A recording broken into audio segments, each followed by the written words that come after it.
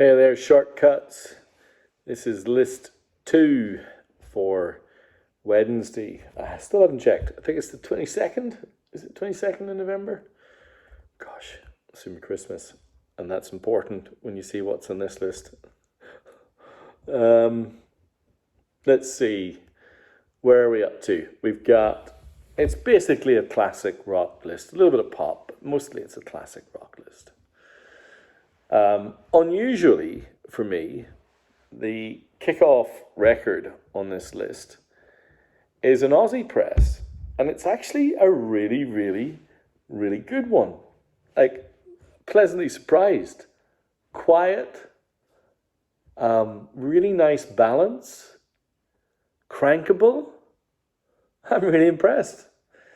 It's just that it's a record that I've got multiple copies of because I adore it to bits. And I thought it'd be a really good lead off. So the record I'm going to lead off this list in is this. Gene Clark's No Other. This is the Aussie first press from 1974 in, and I'm really pleased to say this, near mint condition. So why is this the lead off? When you see what's in this list, why is this the lead off?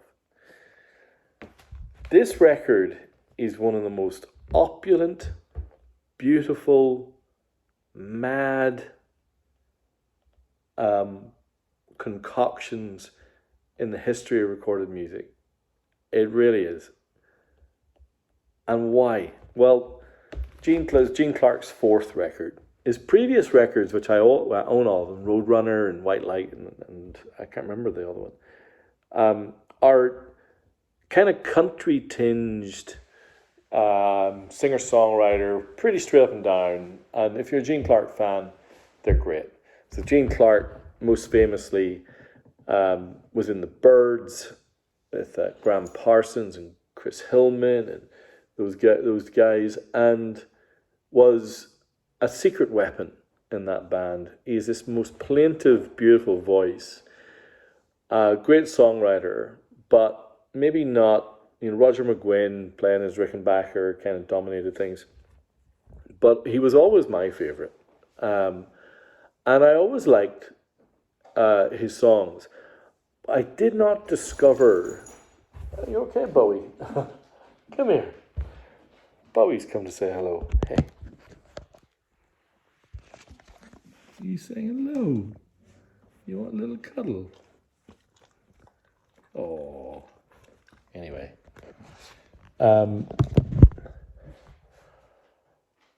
So this record was 1974 and fourth record, and he was given for that time a quite obscene amount of money to record it. I remember I read some articles about this that described how this was, $250,000 of recording, which for an artist who never once really had a hit single was kind of a bit mad.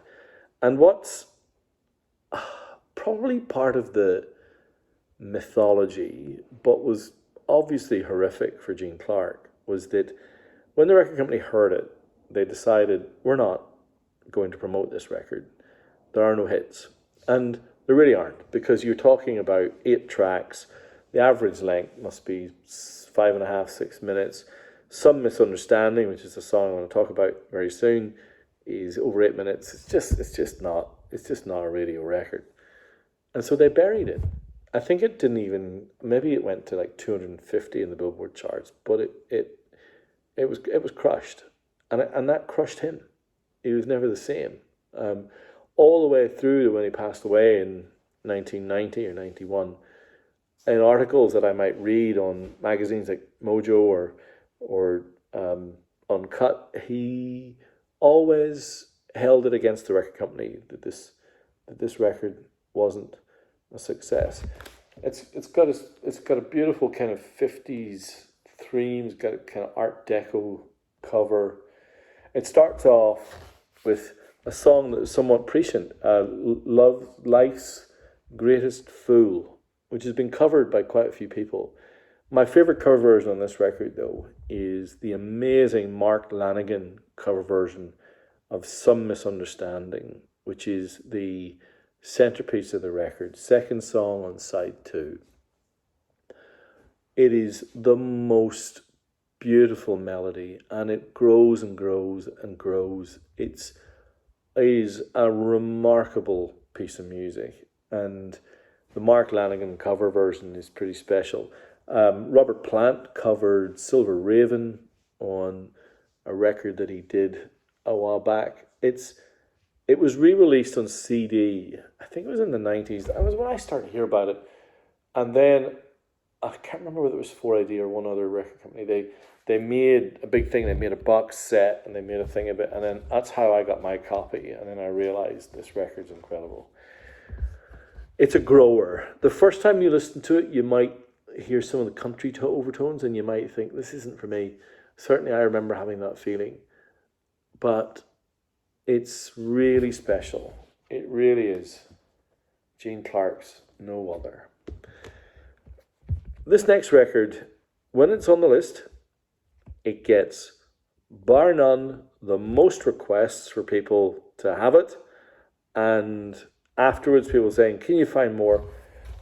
And of course, it's because she's a legend, but also because of what happened in Stranger Things, which it actually means, you know what?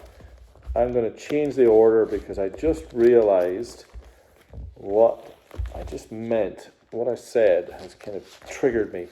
So, Kate Bush's remarkable compilation, The Whole Story, on Japanese gatefold. It's expensive, it's hard to find, it's wonderful.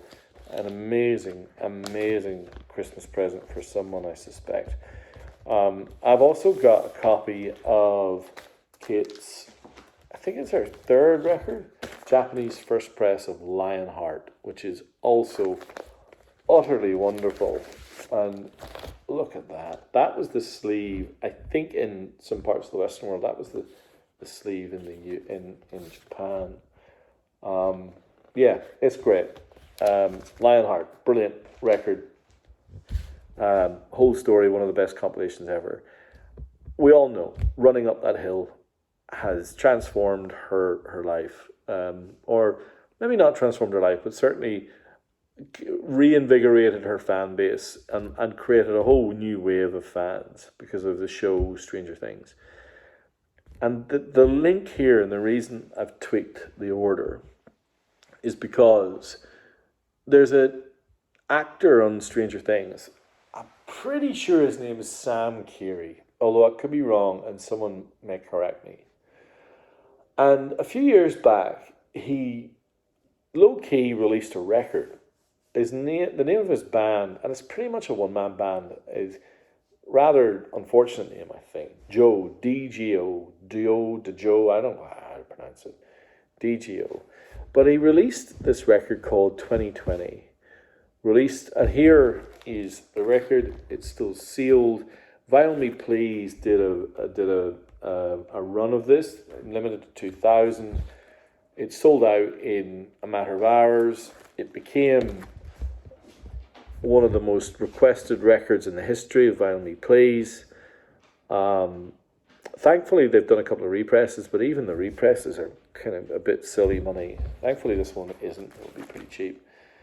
But it is one of my favorite discoveries this year. It is like a more melodic, less psychedelic, but still a little bit psychedelic Tame Impala record, but with more pathos and definitely a little bit more kind of guitar as opposed to electronics oriented. You know, I think Kevin Parker and Tame Impala have become pretty much an electronic band over the years.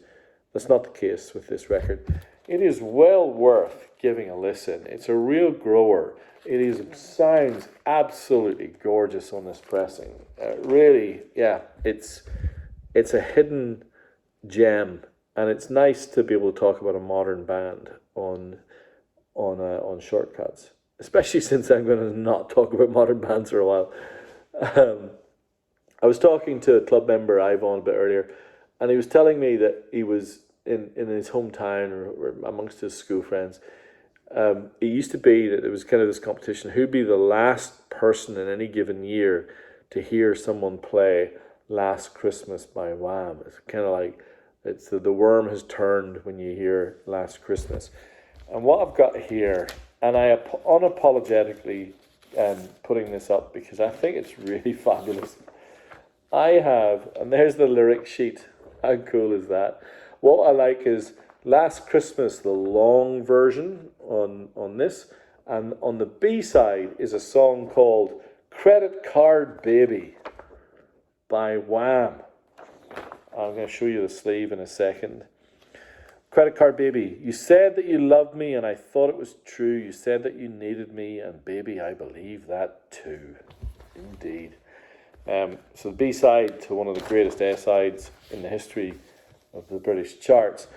What I love about the history of the song is it was held off number one by Do They Know It's Christmas, the charity song in 85.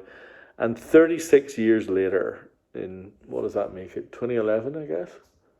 No, 2021, it finally reached number one in the British charts. Of course, I'm talking about, and it's still in the shrink wrap, the Japanese press of Last Christmas by Wham. How? It's amazing. It is, look at that. Look at the backside. Look at Andrew Ridgeley. It is absolutely pristine. Look, 45 RPM, 12-inch. Last Christmas by George Michael and Andrew Ridgeley. I think that is fabulous. It's Christmas time. I also have another modern... Actually, there you go. What am I talking about? There's a modern record I'm going to talk about here as well. Over the years, I've become more and more of a fan of Duran. And I mean, not just a quite like the singles. I mean, I quite like the records. I do enjoy Duran. So I joined the fan club and do all those things. I just do that. I'm a member of Tom Waits fan club, Duran. It's funny, U2s. It's funny the things that you get. Anyway, I ended up with quite a few copies of this, and this is my last one. This is the 2x45 RPM audiophile version of Danse Macabre, their most recent album, only released a few weeks ago. For those of you who aren't aware, Duran have a history of doing cover versions of their records. Danse Macabre is like their, I'm not going to call it goth, but it leans that way. It's pretty dark. You got covers of songs like Ghost Town and Paint It Black and Psycho Killer. The covers of Psycho Killer, it's kind of mad. I like, what are they doing? Featuring Victoria De Angelis. I don't know who that is, but anyway, 45, 2x45 RPM, Danse Macabre, Duran. There you go. Bet you weren't expecting that record. All right, I got some classics to go now, though. Now, this next record was in the box probably 4 weeks ago, and since I'm Irish, I played it almost immediately, and I would say is the first time I've played these songs since, I would say, the late 80s. I have not listened to this in decades, and the kids were in bed, and I put it on, and I was absolutely compelled. I sat in my green chair, which is the best seat in this house, and I listened to it, and I was like, wow, that is better than I remember it being. I'm talking about U2's 1985 EP, Wide Awake in America. This is the Japanese first press of that EP.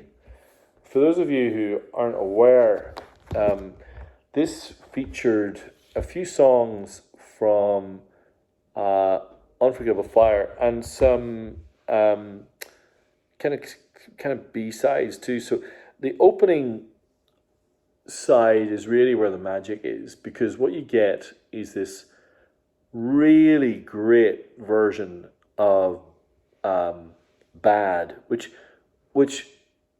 is in the upper echelon of the greatest U2 songs. Diatribe against the heroin problems that were, scourging the streets of Dublin at the time, and they had lost some of their friends to a horrific drug.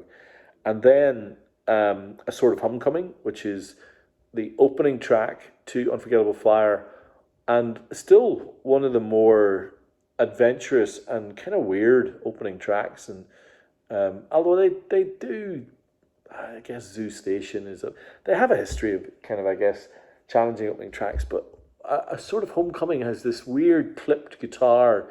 In the live version, I think it really comes into its own.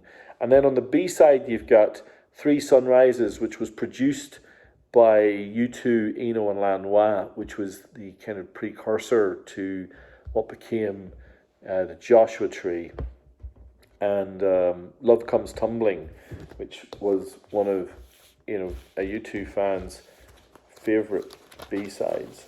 So that's the insert. On Island Records, it's really, really fabulous and really quite surprisingly wonderful. And so there you go. I sent a request to the folks in Shibuya asking for more U2 12 inches and things like that, which they've said they can supply me. And so I don't know what they're going to get. Oh, they did say New Year's Day, 12 inch, and one other, I think from the War era as well. Maybe it was Two Heartsbeat as well. So any U2 fans out there, hit me up. So I love that. It's great. Now I've got two Led Zeppelin records, House of the Holy and Presence. I had someone around listening to some music earlier on today telling me that Presence was their favourite Led Zeppelin record, and that Achilles' Last Stand was their favourite Led Zeppelin song. And I thought I was being teased, and I wasn't. They were being serious. Look at that hard cardboard gatefold. It's really something. Often this is trashed because you get that humidity problem in Japan, and I've actually sent quite a few copies of Presents back, but this one is the best I've seen, of course, on that mighty Swan Song label. So there you go, the lovely Presents. Well, lovely if you're a fan of this record, which I am not, but I do like this record, Houses of the Holy. Again, hard cardboard gatefold. There's the lyric sheet. It's lovely condition. Nice record, and a very, very, very, very fine copy in terms of the overall condition. So there you go, bit of true classic rock. Now I've got a really interesting Beatles record to show you. So this is Rubber Soul. You might recognise it. A lot of people's favourite Beatles record. Rubber Soul being the record where they really transitioned from being a pop band who happened to make albums to being an album band. Drive My Car, Norwegian Wood, Nowhere Man, The Word, My Michelle, I'm Looking Through You. I love this record. It's great. It has, I think, in terms of deep cut hidden gems, In My Life on this record with that harpsichord solo and that beautiful lyric about friendship is really special. Now, what I love about this is it is the Japanese first press on red translucent vinyl. It's sometimes hard to tell the condition of the red translucent vinyl, so I played this earlier and it sounds fab, which is an apt way to describe the Fab Four. Never had this before. It's got the original inner as well.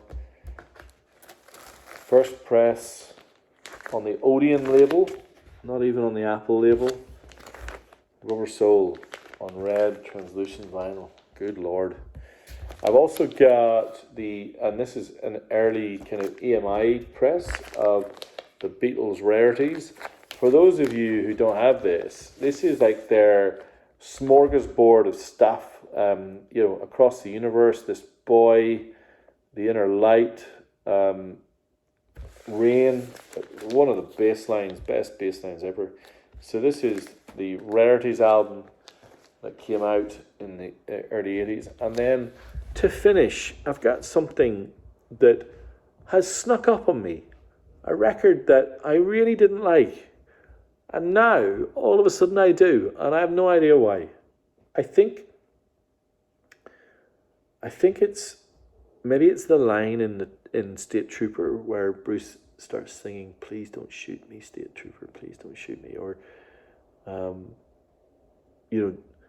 maybe it's just the time of my life. Maybe it's just what's going on in the world that's made me appreciate such a dark, macabre record. I'm talking, of course, of Bruce Springsteen's Nebraska. I always will bring your attention to it when the OB merges into the sleeve, and I think this is one of the best examples. How beautiful is that? Really. State Trooper, man, Highway Patrolman, Atlantic City, Reason to Believe. This is the mythical record where I think it was Steve Van Zandt was listening to the 4-track recordings that Bruce had made in some hovel somewhere, and he was preparing them for the E Street Band, and Van Zandt said to him, "I don't think so, mate. I think you should just record these solo and make a record." I guess it's interesting that someone at such a commercial peak would make such a downbeat record. Maybe Dylan has done something as subversive as that at some point, but it is out there. But I'm starting to get it, and I'm a long way from being a Bruce Springsteen fan, don't get me wrong, but I do think this record has something, and that is a really beautiful copy. Okay, there we have it. Full-on classic rock with red translucent vinyl and Led Zeppelin and some modern music too from Joe and Duran, and the incredible No Other by Gene Clark. If you do anything this week, tee up No Other. Listen to it as loud as you can. Let it wash over you. It's wonderful. All right, folks. 9 p.m. Sydney time. Price list will go out. Enjoy, I guess. I know some of you are finding it a bit not very enjoyable, this process. I don't know how else to do it.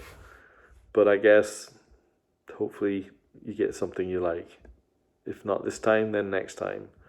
And if not, if you keep missing, come talk to me and I'll work something out. All right. Love to you all. Thank you if you listened this far. And keep spinning that black gold. Bye.